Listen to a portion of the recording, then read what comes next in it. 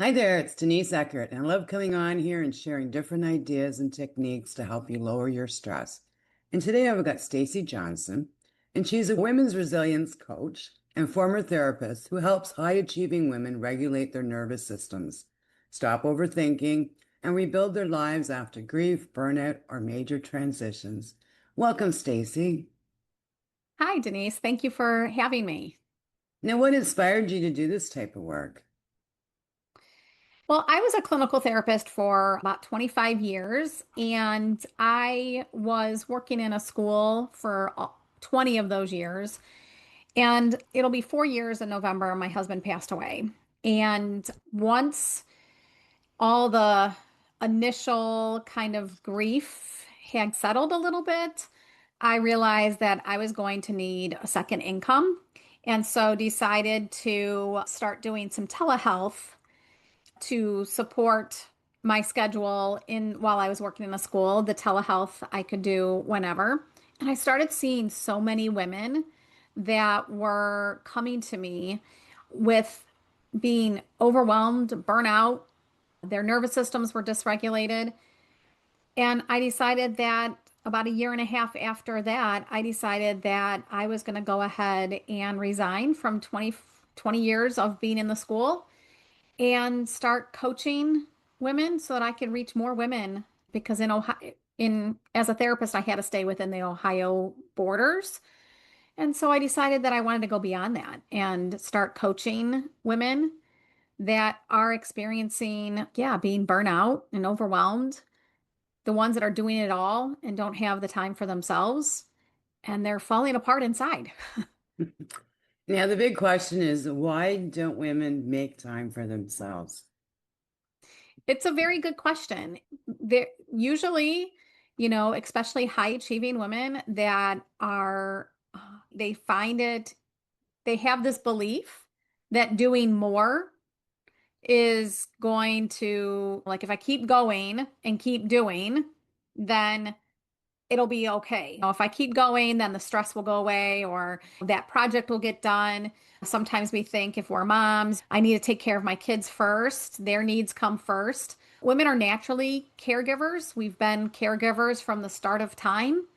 And so we take care of everybody else. And we're the last ones that we take care of. And so I've had so many women come to me saying, I don't have time to take care of myself, or I don't have enough money because they think like doing spa days is what they would need.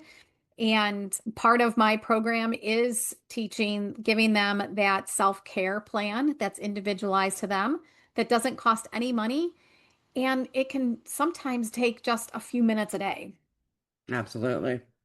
I used to do coaching as well, and the first thing that used to come out of women's mouths is, yeah, I don't have the time. How do you get women to actually take the time? Are there any easy steps that you can share with us? Because yeah, I Well, agree. If you keep going on that hamster wheel, you're gonna fall off and hurt yourself, basically. And you're right. not gonna get anything done. You're gonna end up sick in the hospital or whatever. And it doesn't do us any good, but we have to. Keep going. Yeah. Yeah. It's the I basically, when I start working with women and they tell me that, the first thing that we do is we do take a self-care like assessment to see where they are lacking some of the self-care, because there's a couple different areas like our emotional piece, the social piece. So we take a look at that. But then when they say I don't have the time, I ask them, do they have time to breathe? Yeah. Because some of my techniques are literally just some breathing techniques in the middle of the day to release some of that stress or connect to our emotions. I think it was Tony Robbins that said, if you don't have 10 minutes a day for yourself, you don't have a life. And I mean, it's so true. Now, you talk about a dysregulated nervous system. What does that mean for someone that's not familiar with our nervous system? Yeah, the if you are walking around during the day and in your brain you believe, "Oh, I know I slept," but you're still feeling exhausted, then your nervous system is probably dysregulated. If you are walking around with strains or feeling like your neck is tight or you feel like you have an elephant sitting on your chest, those are all symptoms that your nervous system can be dysregulated. I've had women come to me saying they've had this eye twitch. I've had women say to me that they've gone to the doctors for other things. They're losing their hair and there's no medical reason. So our nervous system is connected to every cell in our body. And so if you have had symptoms that led you to the doctor and the doctor has done checks of blood work and this and that, and there's no medical reason for that condition, it's most likely your nervous system. And what steps can we take to regulate our nervous system? That's a wonderful question. And part of it is self-care. So stress is really we can get ourselves in chronic stress by our thoughts that we have.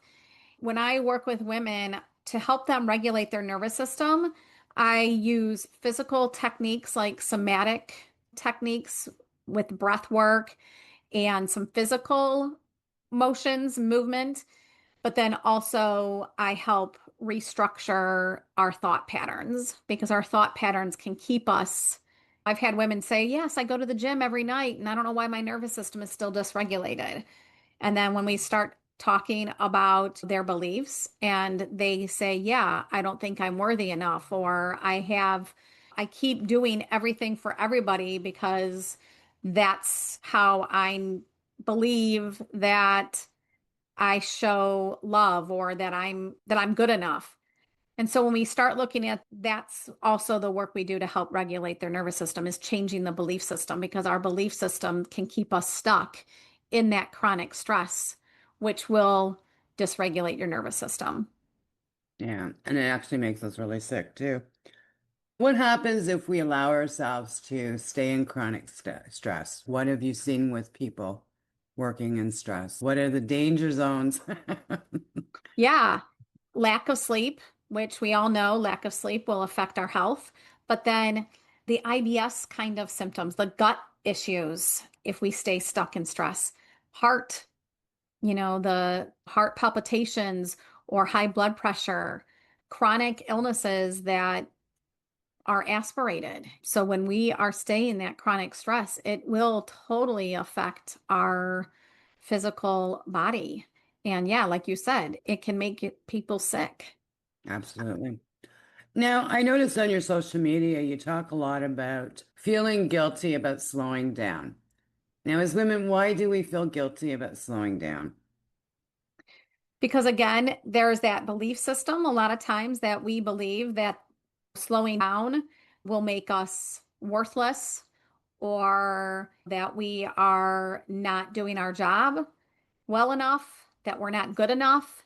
So the guilt kicks in regards to if I slow down or if I don't take care of it, who's going to? So if I slow down and one ball drops, then the rest of them are going to fall, which I do work in regards to looking at those thoughts and proving that taking the time or allowing one thing to kind of wait until tomorrow won't be the end of the day. Now, is there any little tips or techniques you have to stop feeling that guilt? Well, a lot of times it will go into overthinking. And so I do tricks in regards to allowing thought dumps. I tell my clients, give yourself permission to write all of your worries down. And that guilt, it could be one of them. And then we take a look at, sometimes we'll assess those writings that they're doing and recognize that a lot of times the guilt is also related to things that we can't control. And so recognizing how to let go of that control and focusing only on the things that we can control. And I also encourage my clients to say, instead of what if, ask, what can I do right now? What is the problem that I'm facing right now? So that we can focus on the current and present moments. and I do some work in regards to mindfulness and getting ourselves grounded more in the present moment. I'm going to be doing a training in the middle of September, and this is some of the things that I'm talking about in regards to that women are always doing things for everybody else and they're not taking the moment for themselves. And while we're doing that, we're losing ourselves at the same time. We don't even, there's so many times that work with women, and I experienced this myself when dealing with my own grief journey and I didn't even know who I was. And so recognize, like trying to identify, helping women identify their own joy, even if that's reading a book or if that's sunshine, feeling the sun. What brings a smile to their face is part of also that self-care. I'm doing this workshop in the middle of September about how do we get ourselves rooted so that we can change our stories that we're telling ourselves and then rising to get support, rising above to help ourselves. Yeah, one of the biggest things I found with women too is that we don't ask for help. Whether it is because we feel that we can do it all and Mhm. that we feel that if we turn around and we train or show someone how to do it, it takes a long time. So we'd rather just do it ourselves and get it done and over with. Or sometimes I find with the guilt, it's because we feel that, okay, we're almost a failure, that we couldn't get everything done all the time perfectly. It's a wicked hamster wheel. It really is that we put ourselves on. And yeah, so what are your thoughts on that? It is. And I experienced that so much after my husband passed away was like, I, if I ask for help, then I may not look smart enough or I may not. And then I started to recognize like my, what can I do? And if I can't do it, then there are people that can help you. Like we always are. Yeah. I think it goes back to our thought process of why we won't ask for help. And a lot of times I think we assume that the people around us know what we're doing and should just offer to do it. So there's this lack of communication on our need, like expressing our needs and looking at everybody ask for help. Doctors, that surgeons, they're not in the surgical room by themselves. They've got a whole team that they're asking for help through the whole entire process of surgery. And so if they're asking for help, then we should be able to ask for help too. Absolutely. So I understand you have a free breakthrough kit. Can you talk about that a little bit? Yes, it's a inside there is an assessment or like a questionnaire in regards to the feelings of overwhelm, like what areas of our life we feel like we are lacking control in. And then it provides some tips and some journaling prompts, and then also a meditation that I use frequently for myself to help ground myself and get myself rooted for the day. Wonderful. Thank you so much for your time today. We're going to be wrapping this up. Stacey, what are your final words of wisdom today? Take care of yourself because if you don't start taking care of yourself, you are going to find one day that your body is screaming to you some way or another that it needs some rest. Yeah, exactly. Thank you so much for today, Stacey. Great information. And yeah, Thank you. we need to find this guilt-free pleasure of taking care of ourselves and enjoying it, not just throwing it into our schedule, and really respecting ourselves, respecting our bodies and our mind, because we're not machines, we're not robots. We can't continue, because we do break down if we put ourselves in that position. Right. Now, leaving you a gentle reminder to slow down and enjoy life, and I'll see you in the next episode.